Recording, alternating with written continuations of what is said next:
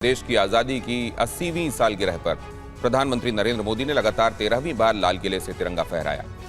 इस मौके पर पिछले 12 साल में बीजेपी सरकार के किए गए कामों और अगले 20 साल का रोड मैप पूरे देश के सामने रखा। आज उन्होंने सप्तधारा शक्ति की 7 शक्तियां गिनाई, तो वर्ल्ड इकोनॉमी और जंगी हालात के बीच भारत कैसे ग्लोबल पावर बन सकता है, यह भी बताया। साथ ही उन्होंने अर्बन नक्सलियों पर निशाना साधते हुए दिमागी नक्सल बताया। कहा कि देश को ऐसे लोगों से सावधान रहने की आवश्यकता है।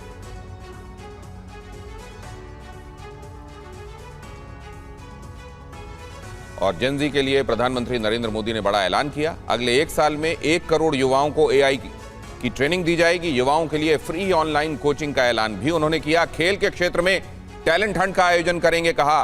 5 से 15 साल तक के युवाओं के लिए टैलेंट हंट आयोजित किए जाने की बात भी की।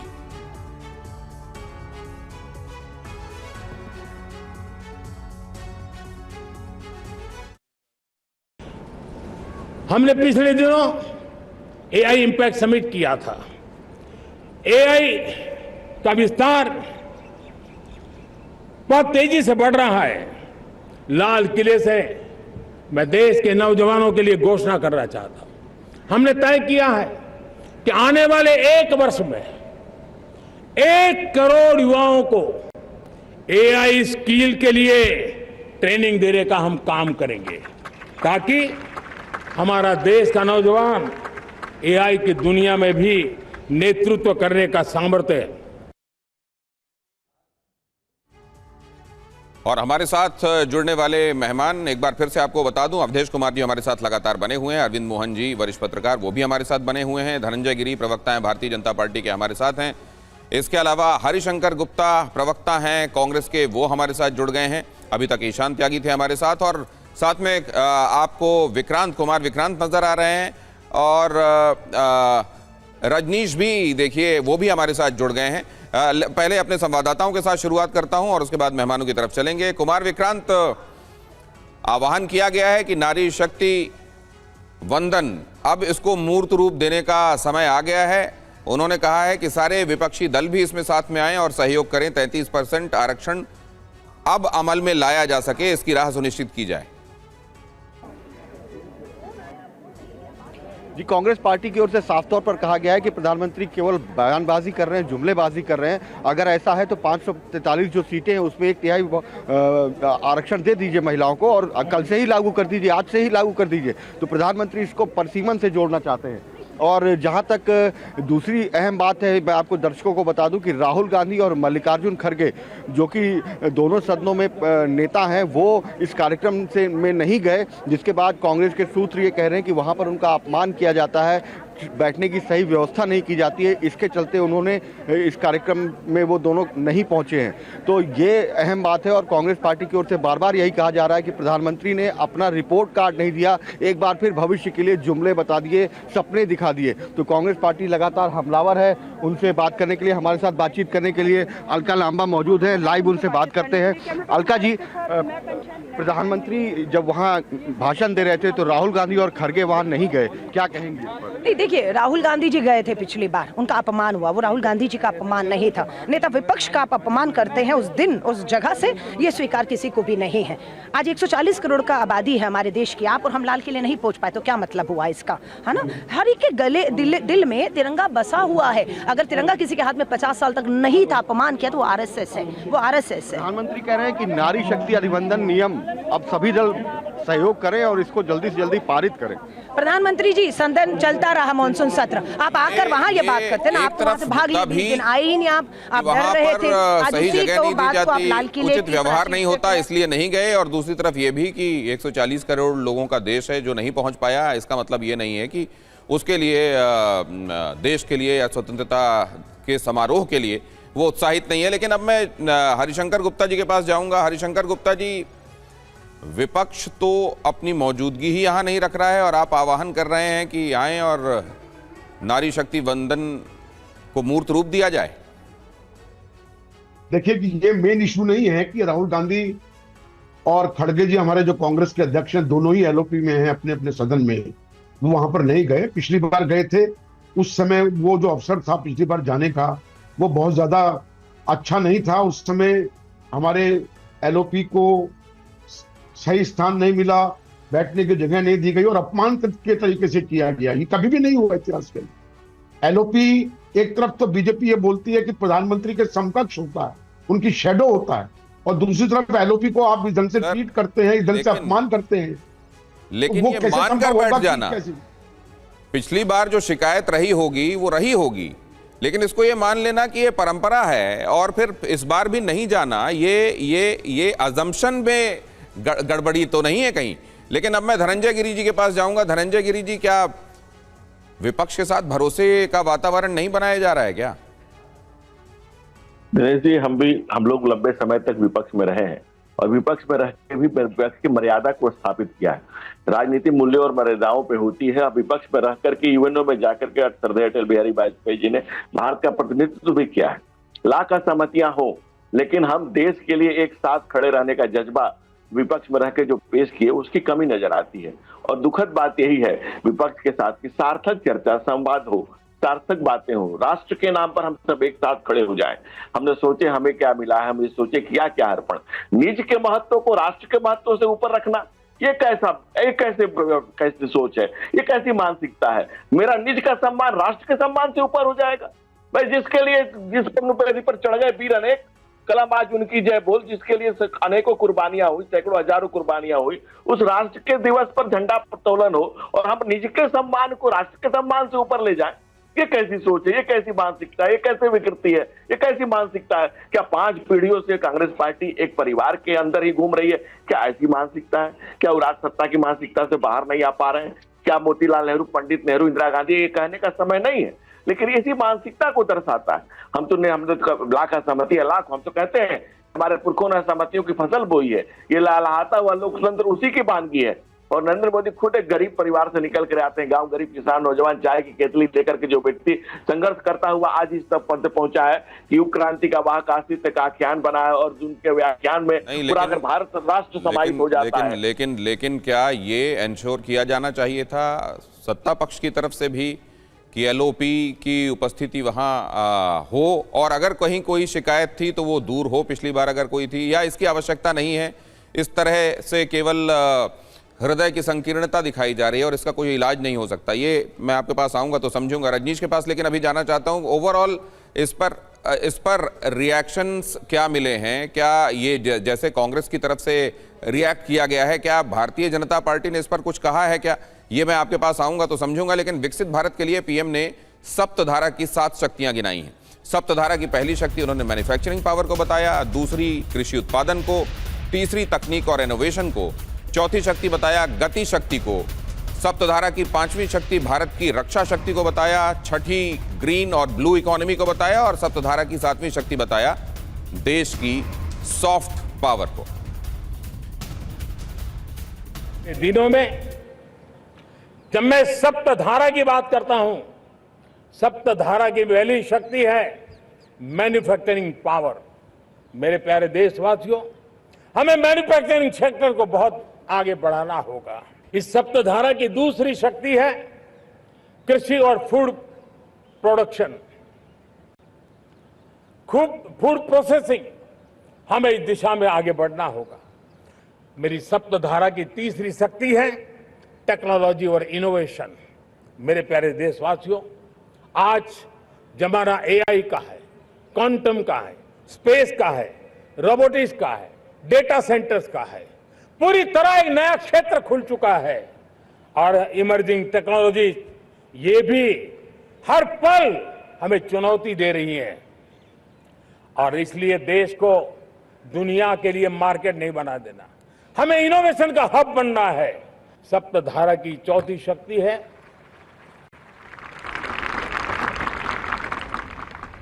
गति शक्ति। यह गति शक्ति देश के अंदर सीमलेस फास्ट कनेक्टिविटी पर हमें बल देना होगा। शहरों को हाई स्पीड रेल से हमें जोड़ना होगा। मॉडर्न हाईवे चाहिए, इनलैंड वाटरवेज चाहिए, एयरपोर्ट चाहिए, मल्टी मॉडल लॉजिस्टिक की व्यवस्था चाहिए। हमारी 5वीं शक्ति है सप्तधारा की, वो है रक्षा शक्ति। और ये रक्षा शक्ति का महत्व हर प्रकार से है। मेरे प्यारे देशवासियों, डिफेंस में आत्मनिर्भर होना अब भारत ने अनुभव कर लिया, दुनिया ने अनुभव कर लिया है, इसके बिना कोई चारा नहीं है। विश्व जब अपनी अपनी ही सोच रहा है, तब भारत विश्व के लिए बाजार बन करके नहीं रह सकता है। हमारी सप्तधारा की छठी शक्ति है ग्रीन इकोनॉमी, ब्लू इकोनॉमी, जो ग्रीन जॉब को भी जन्म देती है। भारत सप्तधारा की जब बात करके लेकर चला है, तब हमारी सातवीं धारा है और दुनिया के लिए इसका अपना भी एक महत्व है, और वो है भारत का सॉफ्ट पावर। भारत के सॉफ्ट पावर की ताकत है। आज योग ने पूरी दुनिया को भारत के साथ जोड़ के रखा हुआ है। योग दुनिया के लिए एक ऊर्जा बनता जा रहा है, भारत के लिए विश्वास का बड़ा कारण बनता जा रहा है। अवधेश जी, प्रधानमंत्री का विजन को यूं सामने लेकर आने का जो तरीका हो, पंच प्राण वाली बात हो या सप्त शक्तियों वाली बात हो, इसका असर ग्राउंड पर क्या होता है? नहीं, कुछ तो उन्होंने आंकड़े में बताया है। उदाहरण के लिए आप जो हमारे पास ग्रीन एनर्जी है, उन्होंने कहा कि अभी 160 गीगावाट हम सोलर एनर्जी पैदा कर रहे हैं, और हमारे देश में ऐसे भी लोग अब हो गए हैं जो स्वयं सोलर एनर्जी बनाकर बेच रहे हैं। पहले यही स्थिति नहीं थी। दूसरी है कि 90% समुद्र हमारे पास बैन था कि उसमें आप कुछ कर ही नहीं सकते हैं।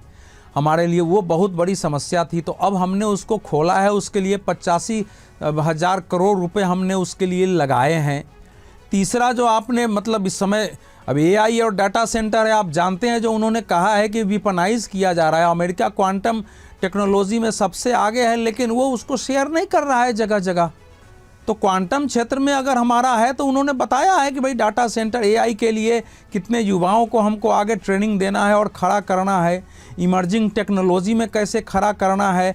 तो वो उसकी कुछ आधार भूमि बनी है हमारे यहाँ सेमीकंडक्टर की दिशा में, देख लीजिए। लेकिन मुझे जो दो बातें लगी है, देखिए, पहला मैन्युफैक्चरिंग पर जोर दिया है। भारत की जो सबसे बड़ी समस्या इस समय है कि अभी भी चीन के मुकाबले, हालांकि हमारे यहाँ लोग कहते हैं कि अरे आपके यहाँ तो बाहर से आकर के मोबाइल बनाते हैं, फलाने हैं। अब मान लीजिए 125 के आसपास छोटी बड़ी कंपनियां मोबाइल की अगर काम कर रही हैं, भले वो हमारे यहाँ वो उस रूप में निर्माण की बजाय वो उसको जोड़ नार के हमारे पास भेजती है, लेकिन चीन इसी से आगे बढ़ा है। चीन ने मैन्युफैक्चरिंग को बढ़ावा दिया, दुनिया भर को कहा कि हमारे यहाँ आइए और वो करिए। तो हमारे यहाँ भी मोबाइल, तो अब देखिए, भले वो सैमसंग हम लेते हैं, हम एप्पल लेते हैं, लेकिन एप्पल भारत में बना के दुनिया में निर्यात कर रहा है, यहाँ से बना के अमेरिका को भेजता है, जिसके कारण अमेरिका का दबाव बना है। तो ऐसी अनेक चीजें हैं, लेकिन पहला मैन्युफैक्चरिंग और सेकंड कृषि को उन्होंने दिया है कि हमारी जो ताकत है वो असल में आज भी खेती, उससे जुड़े हुए लोग हैं सब, क्योंकि सबसे ज्यादा रोजगार उसमें मिलता है। आपने जो बात कही, और खेती की दृष्टि से अब 3500 रुपये यूरिया, तो आप बता रहे, ये कह रहे हैं अवधेश जी कि वो ये भी गिना रहे हैं कि कितने गुना इजाफा हुआ है पिछले एक दशक में, लगभग हर एक क्षेत्र में, और वो स्पीड और वो स्केल कमेंडेबल है। तो ये जो वो अगर किसी तरह के नारे को क्वाइन करते हैं या किसी तरह की बातों को एक साथ जोड़कर और फिर देश के सामने रखते हैं, तो उसका असर होता है, ग्राउंड पर भी दिखाई देता है।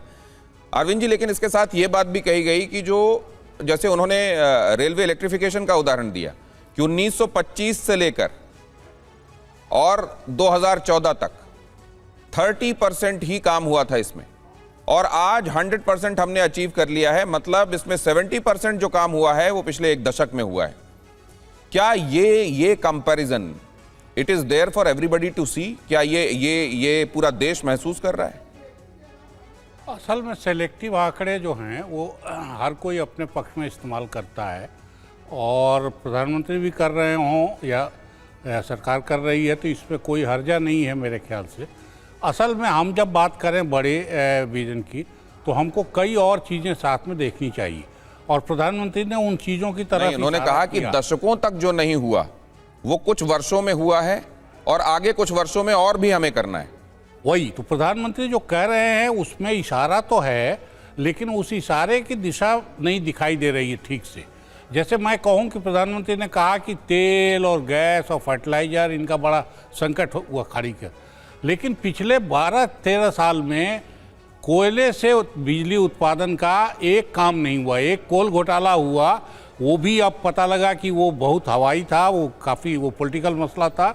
लेकिन कोयले से बिजली उत्पादन का सारा प्रोजेक्ट उसके बाद ठप पड़ा है, क्योंकि कोई गैस उत्सर्जन की संधि हमने की है या हम फैशन से बाहर अपने को मानते हैं, तो हम बाकी तरफ बिजली तो ले आ रहे हैं और गैस और तेल इन पर चीज़ों पर ले जा रहे हैं, लेकिन कोयले का हमने अभी अवधेश जी खेती की बात कर रहे हैं। खेती की बात जो है ये तभी सुनाई दी जब किसानों का आंदोलन हुआ, अदरवाइज खेती हमारी प्रायोरिटी से बाहर है। तो हमको अपने रिसोर्सेज मैन पावर हमारे लिए सबसे बड़ी ताकत है आज की तारीख में, तो हमको असल में अपने रिसोर्सेज का ध्यान करना होगा। दुनिया बदल रही है उसकी तरफ। अब बड़े तोप तलवार बनाने की जगह हम सब ने देखा है कि किस किस्म की लड़ाई आज टेक्नोलॉजी और छोटे छोटे इस पे बदल गई है कि यहाँ से वहाँ अटैक करना हो तो एक छोटा जहाज जैसा नमूना उड़ता है, इतना बड़ा कि खिलौना लगता है, और वो इतने मारक ढंग से फैसले करा देता है। जी। तो हम अच्छा, और प्रधानमंत्री इन चीज़ों से अनजान हो ऐसा भी नहीं है। प्रधानमंत्री इस मामले में मुझे लगता है कि किसी भी, लेकिन आपने जहां से बात की शुरुआत की कि चुने हुए आंकड़ों को अपने पक्ष में रखना ये सभी करते रहे हैं, और अगर ये प्रधानमंत्री ने भी कहा है और किया है तो इसमें कुछ भी अलग नहीं है और गलत नहीं है। क्या ये बात भारतीय जनता पार्टी भी ऐसा सोचती है? उनके पास जाएं उससे पहले रजनीश हमारे संवाददाता लगातार हमारे साथ बने हुए हैं, कुछ विलंब से आपके पास आ पा रहा हूं रजनीश, लेकिन ये समझाइए कि इस समय युवाओं को लेकर जो उन्होंने बातें कही हैं उसका रिवर्बरेशन आप कुछ देख सुन रहे हैं क्या? युवा उस बारे में बात करते हुए भाषण के बाद इस बारे में कुछ कंटेम्पलेट करते हुए आपको दिखाई दिए क्या? देखिए, प्रधानमंत्री भाषण के बाद जब नीचे आए और उन्होंने बच्चों से मुलाकात की, वो जेन जी तो नहीं थे लेकिन जेन अल्फ़ा के वो बच्चे ज़रूर थे और बहुत खुश नज़र आ रहे थे। कई बच्चों से मैंने बात भी की और उनका ये कहना है कि प्रधानमंत्री का जो विज़न है, जिस तरह की बात प्रधानमंत्री ने की है, एक बहुत अच्छा मैसेज है बच्चों के लिए। और जो भी अपील उन्होंने किया है देश को आगे बढ़ाने के लिए, देश को उन्नत बनाने के लिए, उसमें हम जेन अल्फ़ा के लोग प्रधानमंत्री की बात को बहुत इंडोर्स करेंगे और उसे उसी रूप में आगे ले जाने की कोशिश करेंगे। तो निश्चित तौर पर प्रधानमंत्री की जो ये अपील है, वो चाहे जेन जी हो, युवा हो या नए दौर के बच्चे हों, सब कहीं ना कहीं उसको एक्सेप्ट कर रहे हैं। और प्रधानमंत्री के भाषण के बाद उन बच्चों के बीच जाना उनके लिए, बच्चों के लिए एक बहुत बड़ी बात ये रही। उनका ये कहना कि इनकी बातों को हम टीवी पे देखते हैं, इनकी तस्वीरें हम अखबारों में देखते हैं, लेकिन जब वो हमारे बीच में आए और जितनी सहज तरीके से उन्होंने हमसे बात की और हमारे विज़न के बारे में उन्होंने पूछा देश को लेकर, तो ये बच्चों को बहुत अच्छा लगा। और ऐसा लगता है कि प्रधानमंत्री जब अपने टारगेट ऑडियंस को ध्यान में रखते हैं तो कहीं ना कहीं वो अपील बहुत आगे जाती हुई दिखती है। जी, प्रधानमंत्री अपने टारगेट ऑडियंस के हिसाब से, और ये दिखाई देता है कि उनके टारगेट ऑडियंस को ध्यान में रखते हुए वो कम्युनिकेशन को किस तरीके से तैयार करते हैं। वो उनका सोशल मीडिया प्लेटफॉर्म में लोगों के सामने आकर सेल्फी मोड में कैमरे को रखकर एड्रेस करना हो, फ्रेंड्स करके उनको उनका उद्बोधन करना हो, या आज लाल किले की प्राचीर से उनको देश के लिए 2047 का लक्ष्य रखते हुए उनको गैल्वेनाइज करने की बात हो। लेकिन अब मैं ये खबर भी बता दूं, उसके बाद भारतीय जनता पार्टी और कांग्रेस का नजरिया लेते हैं। इस वक्त की एक बड़ी खबर यह भी है कि आज स्वतंत्रता दिवस समारोह में शामिल होने के लिए, जैसा आपने अब से कुछ देर पहले भी सुना, राहुल गांधी नहीं गए थे, मल्लिकार्जुन खड़गे भी वहां नहीं पहुंचे थे। कांग्रेस सिटिंग अरेंजमेंट को लेकर नाराज है। कांग्रेस का कहना है कि बैठने के इंतजाम को लेकर अपमानजनक व्यवहार होता रहा है।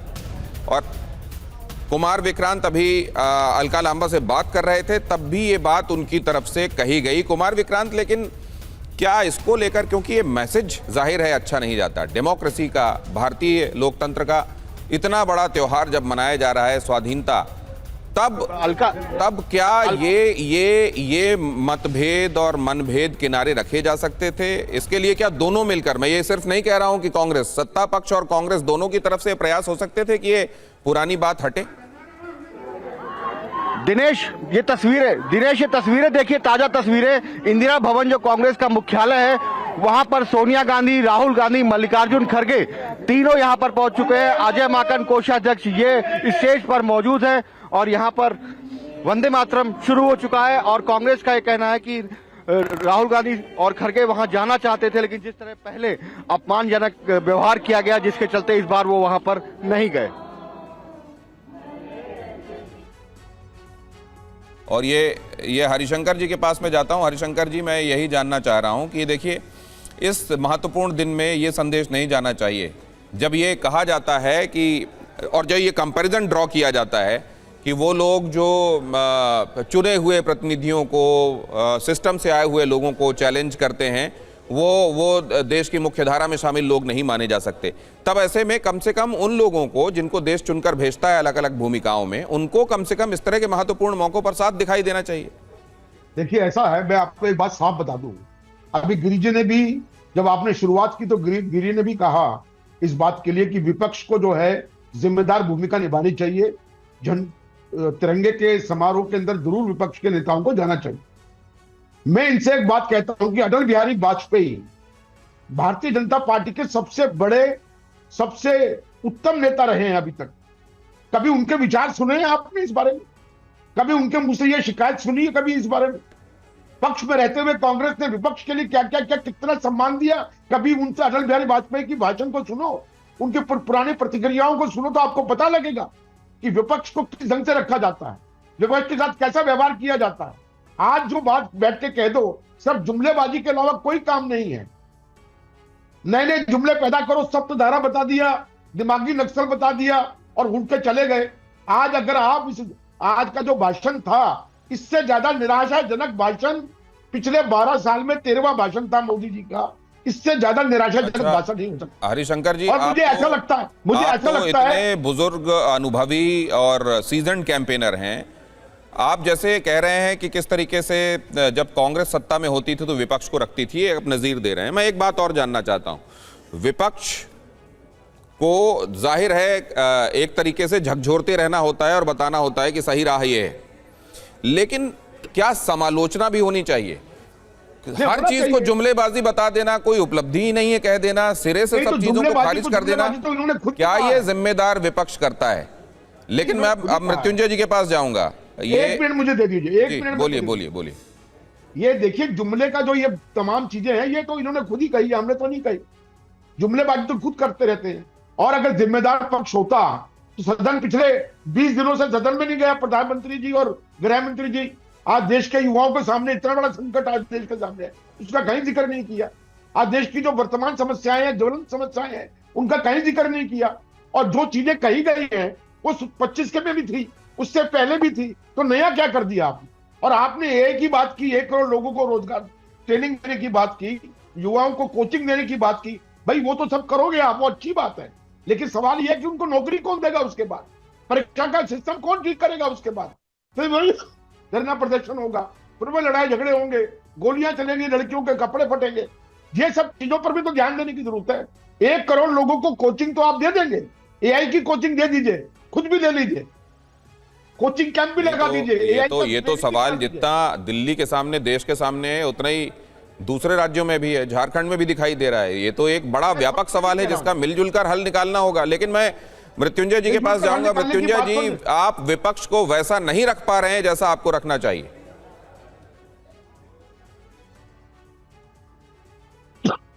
धनंजय गिरी जी, माफ कीजिए, धनंजय गिरी जी, विपक्ष के साथ आप वो बर्ताव नहीं कर रहे हैं जैसा आपको करना चाहिए और इसीलिए विपक्ष आपके साथ सहयोग नहीं कर रहा है। मैं तो दिनेश जी साधुवाद देता हूं कांग्रेस के प्रवक्ता का कि आज 15 अगस्त के दिन उनको अगर नजीर पेश करने के लिए मिली तो अटल बिहारी वाजपेयी मिले। यही भारतीय जनता पार्टी के संस्कार हैं और ये भारतीय जनता पार्टी का हर एक कार्यकर्ता इसी संस्कार से आह्लादित और अपलावित होकर के आता है। इनको नजीर अगर पेश करनी होगी तो इनके पास कोई ऐसी नहीं है। तो राहुल गांधी जी से लेकर के, मैं नाम नहीं लेना चाह रहा था लेकिन मजबूर किया इन्होंने कि आप देखें कि हमने विपक्ष में रहकर भी नजीर पेश करते हैं और पक्ष में रहकर भी नजीर पेश करते हैं।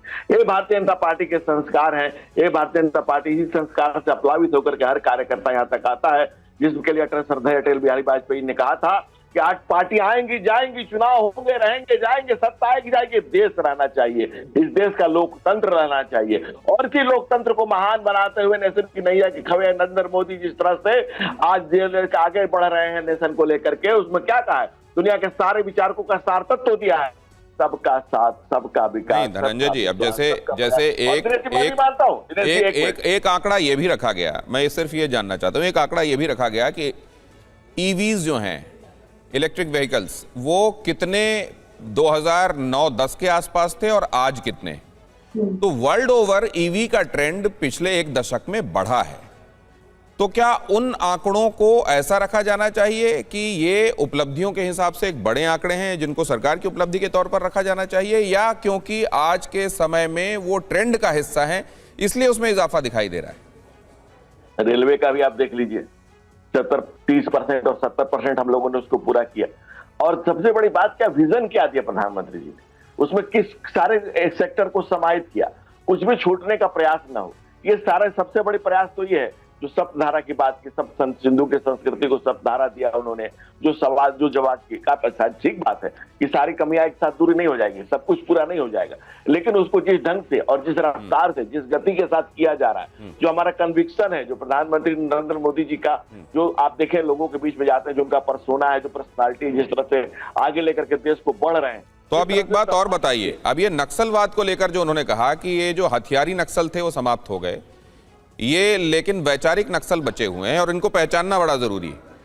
आप ये बताइएगा धनंजय जी कि ये किस तरह के लोग हैं और इनको कैसे पहचाना जाएगा? क्या वो लोग जो सिस्टम पर सवाल खड़े करते हैं, सड़क पर आते हैं, विरोध दर्ज करते हैं, प्रोटेस्ट करते हैं, क्या वो इस श्रेणी में आएंगे, या वो विपक्ष जो सरकार से महत्वपूर्ण मुद्दों पर जवाब मांगता है वो इस श्रेणी में आएंगे? कौन आएगा इस श्रेणी में, ये भी बताइएगा।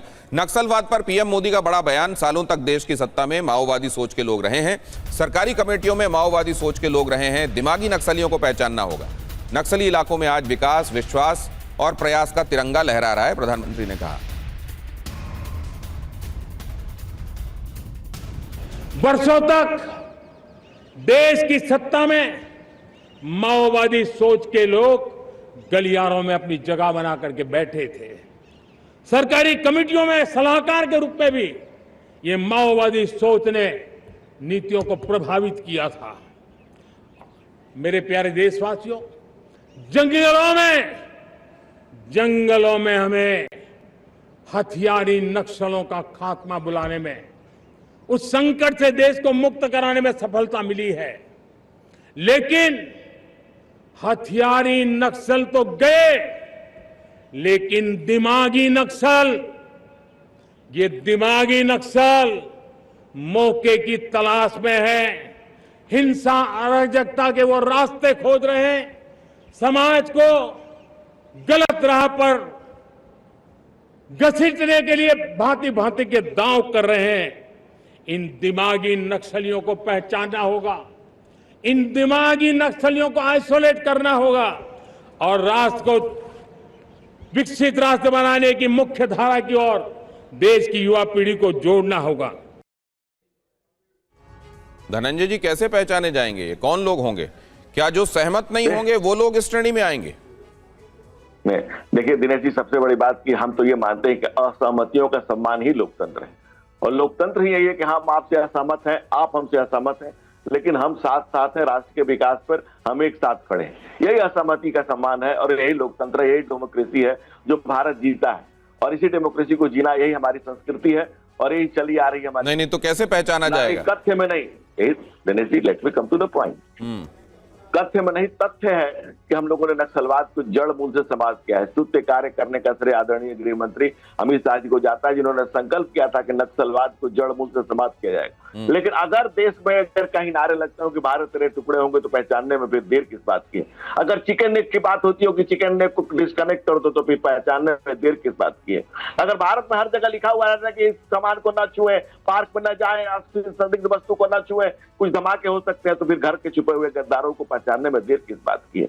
अगर देश में देश विरोधी नारे लगते हो, देश विरोधी गतिविधियां होती हो, और वैसे लोग शिक्षण संस्थानों में भी भरे हुए हो, वैसे लोग सरकार की कमेटियों में भी भरे हुए, वैसे लोग सरकार की। हरिशंकर जी से इस पर जवाब ले लेता हूं। हरिशंकर जी, ऐसे लोग हैं जिनको पहचानने की बात कही गई।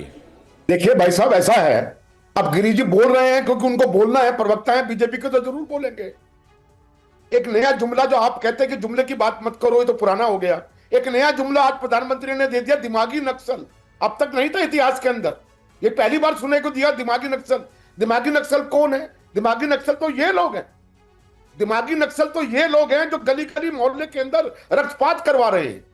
ये टुकड़े टुकड़े गैंग की बात करते हैं और हम ये कहते हैं कि ये देश को टुकड़े टुकड़े अभी जो हल्द्वानी के अंदर हुआ है। लेकिन ना एक बात बताइए, एक बात एक हरिशंकर जी वैचारिक विचार ही तो मनुष्य होता है sir. Man is nothing but bundle of thoughts. मेरी बात पूरी हो जाने दीजिए। अभी हल्द्वानी के एक सेकंड धनंजय जी उनको बात पूरी करने दीजिए, जो काउंटर हो बाद में कीजिएगा प्लीज।